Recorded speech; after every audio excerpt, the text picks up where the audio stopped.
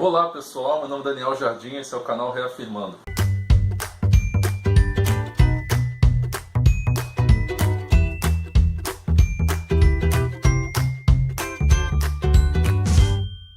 Ministério de Louvor. Bom pessoal, não é fácil falar sobre o Ministério de Louvor e eu sei disso porque eu já fui conselheiro no Ministério de Louvor de uma igreja uma vez e eu sei que não é fácil. Eu já tive que apartar algumas brigas, eu já tive que conversar com algumas pessoas para convencer que algumas letras não eram tão bíblicas quanto a pessoa achava. Eu já tive que conversar com pessoas que não deveriam estar no Ministério de Louvor estavam. Eu já tive que conversar com pessoas que tinham talento, mas não queriam cantar e tocar. Mas por que eu estou falando isso tudo?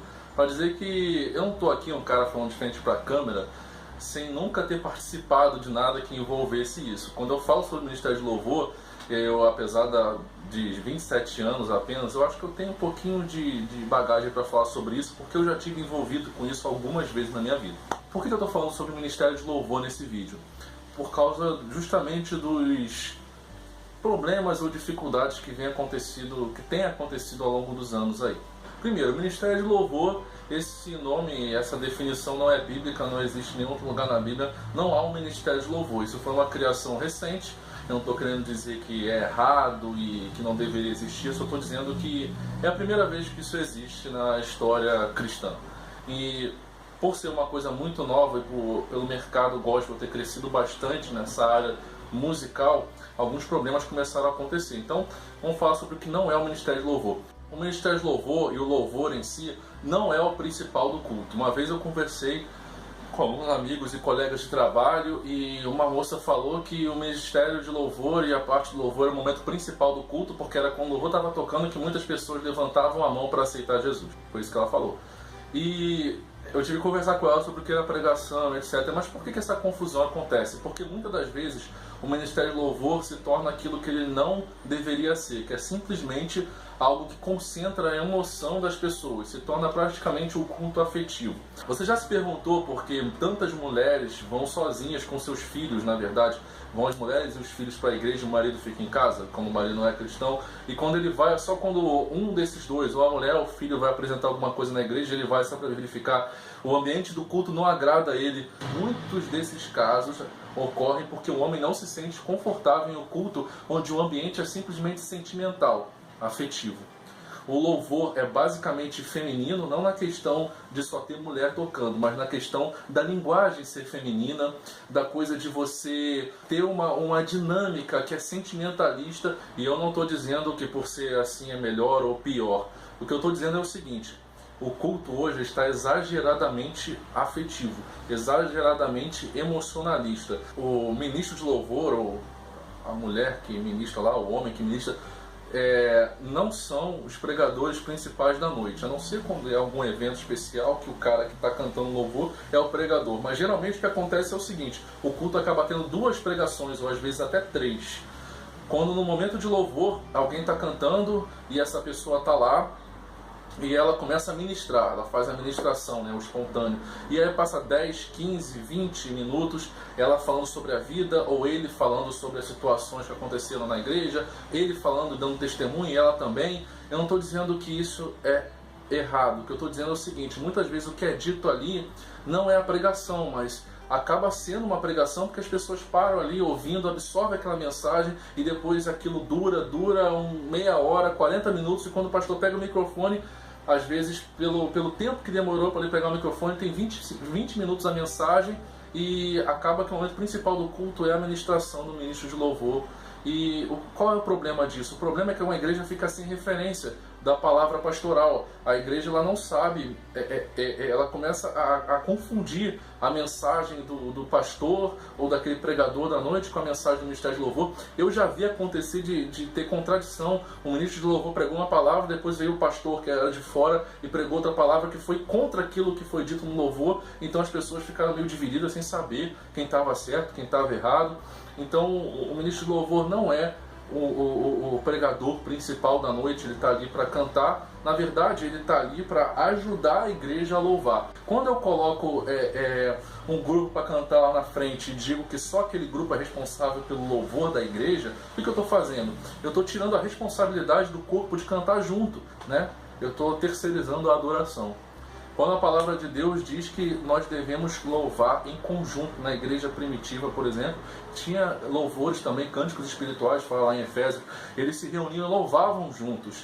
Mas por quê? Justamente para manifestar a comunhão do corpo, entenderam? O louvor não deve ser terceirizado, deve ser manifestado pela congregação. Outra coisa, gente, para fechar aqui o que o Ministério de Louvor não são levitas. Porque o levita, gente, era o cara da tribo de Levi, para começar. E era ele que limpava o templo, era ele que depois do sacrifício ia lá arrumar tudo, era ele que ficava de plantão lá, era ele que cuidava do templo como um todo. Então, se eu disser que só o cara do Ministério de Louvor que é levita, e não digo que o zelador da igreja, o cara que está varrendo ali antes de começar o culto, não é levita, eu estou agindo errado. Então, essa coisa de levita, não sei sinceramente de onde surgiu isso, mas tem colocado algumas pessoas, tem levado algumas pessoas a pensar que estão num degrau acima na adoração. Isso realmente não existe. O cara do Ministério de Louvor é um servo de Deus, assim como o pastor, o diácono, o obreiro que está ali, e todo mundo que cuida da igreja, se for seguir essa designação, deveria ser chamado de levita também, que é o que não acontece. Então, para não dizer que um é levita e o outro não é, fazendo o mesmo tipo de serviço diante de Deus, é melhor abolir esse tipo de linguagem para não causar confusão. E qual a importância então do Ministério de Louvor? O Ministério de Louvor, ele é uma ferramenta que ajuda a igreja a louvar a Deus, porque é isso que os servos fazem. Eles ajudam o corpo a andar, eles ajudam o corpo a se manter. Então o Ministério de Louvor ele deve ser isso, basicamente isso.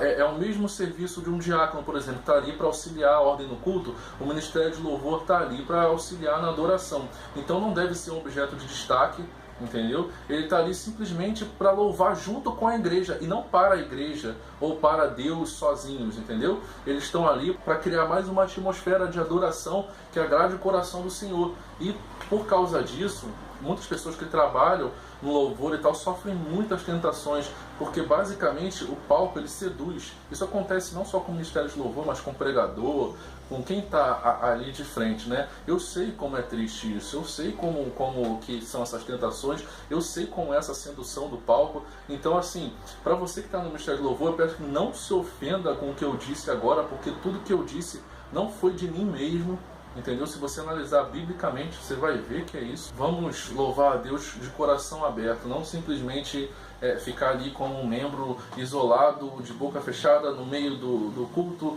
sem erguer uma voz de louvor, e nem também estar lá na frente louvando com sua guitarra, com sua bateria, achando que por você estar ali, você está num nível acima, ou achando que por você estar ali, sem você o culto não vai ocorrer, porque ocorre sim, ocorre muito melhor às vezes. Bom, pessoal, para entender sobre missão da igreja, sobre tudo isso que a gente está falando aqui, sobre as partes do culto, sobre realmente aquilo que importa, eu indico o livro Qual a Missão da Igreja, do Kevin DeYoung e do Greg Gilbert.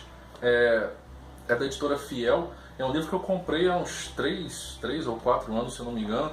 E é um livro assim que essa frase aqui que ele começa, o livro é bem legal: se tudo é missão, nada é missão, né? Então ele começa a explicar realmente qual é a função da igreja, como manifestação daquilo que Deus designou para que a gente faça no mundo. Entendendo a missão da igreja, a gente vai perceber como cada parte do culto pode contribuir para isso. E principalmente, como a gente falou sobre louvor aqui, a gente vai entender o lugar de cada um na adoração e a função de cada dom e talento que Deus entregou. E não deixe de reafirmar essa verdade. Cantai louvores a Deus, cantai louvores ao nosso Rei, cantai louvores. Salmo 47, 6. Esse é o canal Reafirmando.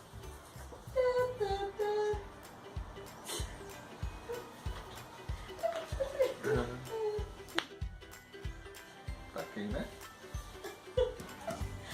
Entrei no Ministério de Louvor e olha no que deu. Entrei no Ministério de Louvor e olha no que deu. Você acabou. É verdade. Já fui baterista, tecladista, guitarrista, toquei violão. Comunista. Não me pronuncie nesse canal. Tá. Como for, pode falar. Já pode. Ah, tá. Você tá gravando aí já? Já tá.